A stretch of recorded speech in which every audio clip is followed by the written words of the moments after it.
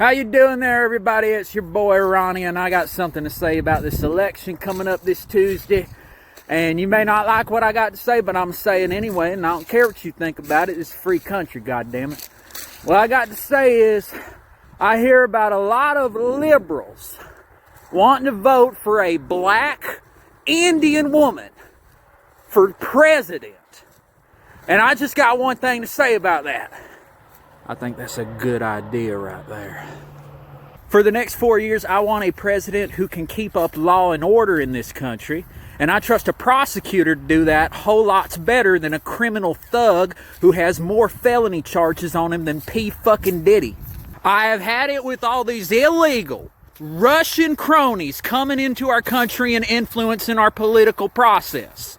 And I've had it up to here with the gays and the queers not being left the hell alone by our government.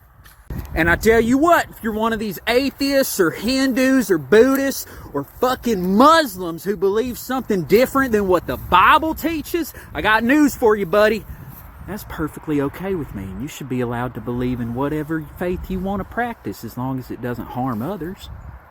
America was founded on secular Enlightenment values. And if you don't believe in separation of church and state, you need to go on somewhere to England and kiss up to King Charles' ass. Maybe you need to join the Taliban. Yeah, you seem a lot more in line with the Taliban than an American to me. My mama and daddy taught me not everybody's going to agree with you on everything. And that's okay. We have our differences. And I shouldn't force my values and my way of life on what I think is best on everyone else. If you don't want an abortion, don't get one. If you don't want gay butt sex, don't have it. If you don't want to speak Spanish, don't speak it.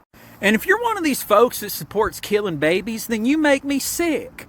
And I'm not talking about abortion, by the way.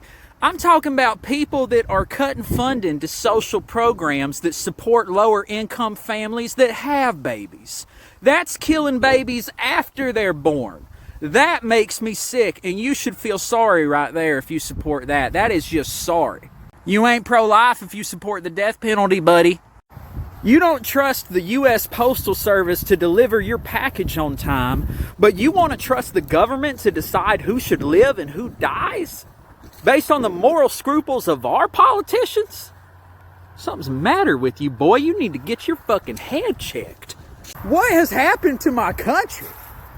Our soldiers across the generations have fought for the right for football players to kneel during the national anthem, and have fought for the rights of students to sit down during the Pledge of Allegiance, and have fought for the right for protesters to burn the American flag. I said it, because if we don't have the right to do those things that many of us disagree with, then what makes us any different than any other dictatorship out there?